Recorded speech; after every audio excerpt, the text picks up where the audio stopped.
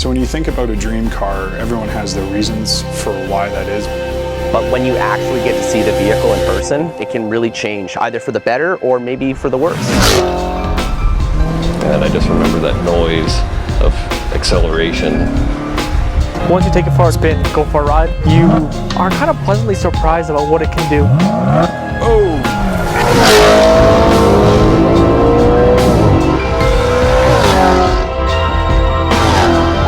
It throws you to the back of the seat. You can scare people in this car. Something that had safety, performance, luxury, practicality.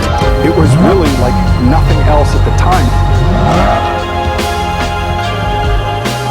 Every day driving that car, it just brings a level of happiness that it's hard to put into words, I suppose.